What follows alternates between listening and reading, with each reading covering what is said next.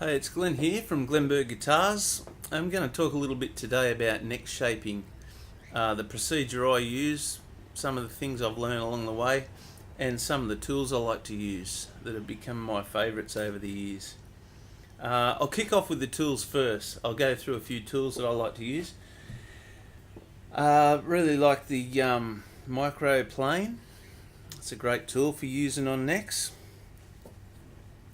It's rounded so that you can get in around the headstock and that. Japanese rasp. It's a great tool. It's got a really aggressive side to it as well as a bit less aggressive side here. This, when you're first starting off and you really want to get some timber off quick, this thing does a great job of that without ruining the actual neck itself, if it's used right. I have a round file. It's got a flat face to it as well. I like using my spoke shaves. With your tools, you've got to have everything nice and sharp, but with a spoke shave, they've got to be ultra sharp because as you're shaping, if they're not really sharp, they'll chatter. So they'll jump on the neck, and you'll end up ruining your neck rather than taking some timber off nicely with it. Got a scraper I got from Stu Mac. Again, this thing you can press hard, take timber off quickly with it. You can press lightly and just take like a dust off with that. That's a really good thing to have. I like using a couple of bits of rounded timber or quad, and I put 80 grit sticky back sandpaper on them. They're also good for, when you're doing in around the back of your guitar, around the back of the guitar neck. They're good for smoothing off. I have a few different size ones of those. I have a little straight edge. I'll just show you. When you're shaping, I like to have a straight edge ready so that I can keep checking my neck between the headstock and where the heel blends into the neck, so I can keep checking that right the way around to make sure that's straight all the time. I have some calipers, digital calipers, so I can check my thickness from front to back at various points.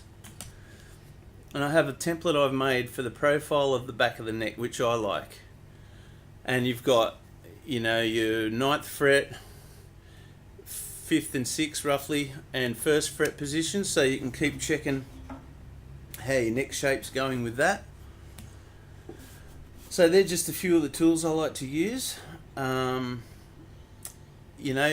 learn stuff as you go. You learn off different people, but you pick out what suits you when you're shaping, and those tools I really like.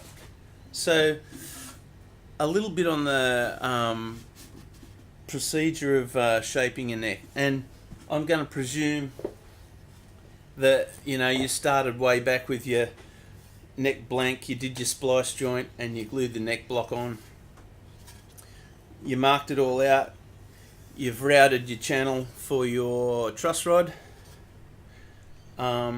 With my necks on the acoustics, I have them bolted on as well as the fretboard glued over the body. So I'm going to say we've already done the mortise and tenon joint, and we've got the neck fitting, it's fitting the body. One thing before we start, you must make sure that your fretboard is dead straight. And if you have to just adjust the truss rod a little bit just to make sure that's dead straight, that's what you've got to do, because if that's not dead straight, it's a little bit kicked back or forward. That means when you finish shaping the back of your neck straight, and then your front of your neck gets straightened up with the truss rod or the string tension, then the back of the neck's not going to be in wind with the front of the neck. So make sure you get that done first. So you've got your neck fitting the body, whether you glue your neck in with a dovetail joint or whether you mortise and tenon with some bolts, that's fitting the body. So what you do, the procedure is, I've got a couple of little blank pieces I'm going to use to explain. You have a centre line up the back of your neck, and you want that centre line to stay there as long as possible. Let that be the last thing sort of that you rub out or rub off. So at the first fret mark near the headstock on the back of the neck, either side of the centre line you go 5 millimeters either side. Then up at the 9th fret here you go 10 millimeters either side. Draw them lines through, mark them through. You then want to go from the back of the neck down the side, and presuming that your fretboard is on, right, towards the fretboard, go down 2/3. So 2/3 down towards the fretboard, and put a line, mark a nice dark line with a pencil. And I've got it shaded in the area here, so I'm shaded in where I want to take the timber off to start with, right the way through that side, right the way through that side. I'm going to stay away from that 2/3 line until later on when I round the back of the neck. So after you've, for that first part I really like to use the Japanese rasp, because like I said, you can really hook in and get rid of some material with that nice and quickly without damaging the guitar neck. So after that's done, you should end up with a profile like that. Of course, your fretboard with your fretboard on. So that should be the profile like that. Okay, right the way through. So then after you've done that, you want to start rounding off at two different points, which we'll call the A and B points. So at your first fret mark, at the first fret area, you want to come in from the nut. You want to come in about, say, an inch and a half, and you start rounding that off with your various tools, and you make sure that you've got the right shape with your template. For now, including the fretboard, I take that part there roughly down to about 22 millimeters for now, and then I would take it further later, because I finish at that mark. I finish roughly about 20.5 millimeters from the back to the front of the fretboard. And so up at the 9th fret position, I would bring that down to about 24, including the fretboard, and round it off as well, around about an inch and a half wide, or 40 millimeters, 35-40 millimeters, and check that with your template as well. Make sure that that's right. So then that gives you your A and B points to work to as you're shaping, going around, trying to round the whole back of the neck off, because you've still got that flat section there, and you've still got them flat sections there that you left on for now that you were going to stay away from. When I'm shaping a neck, I've got a little stool here that's lower than an actual chair height would be, but I like to sit on that. I have a mat on the floor, and I like to put the guitar against me like this, so that I can use all my tools and shape like this, and I can still have a look. I can always have a look at it. I can always check with me straight edge like this to make sure I'm got the back of the neck nice and straight right round. I can check with me calipers at different times. I can check with my template.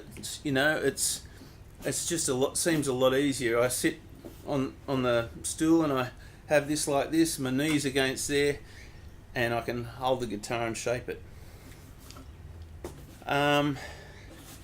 So what you want to do, once you get to that spot, that part there, you've got an A and B point, like we said, and you're able to then use your tools and go from that part A at the first fret or nut, you're able to work around your guitar.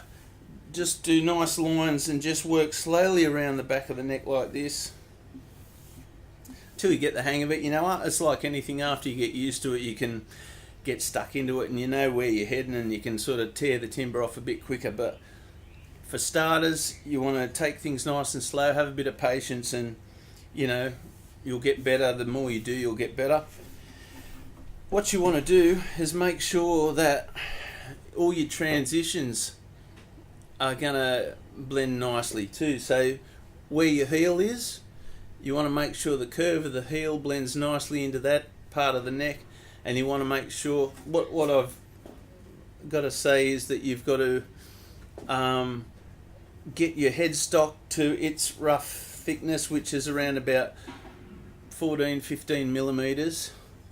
And you know, whether you have a volute or not on the back of your headstock, you want to make sure that that's going to blend nicely and transition into the neck there. So you want to be checking these things all the time while you're shaping. Make sure they're all blending as you go, and make sure, you know, at the end of things you're going to end up with something that looks really nice and feels really nice under your hand as well. Once you get that, you know, you stayed away from the fretboard area there until you got the rough roundness and profile of the back of your neck. So then a good thing I've found for getting even closer is, and you know, if you just be careful, just be ultra careful, if you use, let's say, the finer side of the Japanese rasp, and you keep on the right angle, you can get pretty close to that fretboard without damaging the fretboard.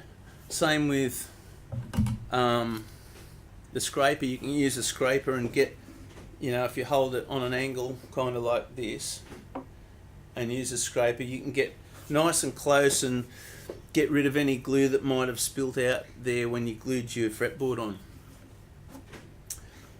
So yeah, if you know, like I said before, you learn things along the way off other people. You learn by trial and error. You know, you get your own little methods going, and you find a tool that works good for you, and you put it all together, and you end up with your own way of going about shaping your neck. So I just thought I'd give you some little hints, and if you follow the procedure, have some patience. With guitar making, there's two main things. That is, you want to check your work all the time. I know I sound like a broken record, but if you check your work all the time and you have patience and you follow a pretty nice tried and true procedure, you should come out the other side with a really nice neck and something you can be proud of. So happy neck shaping, and I wish you all the best. I'll see you next time. See yous.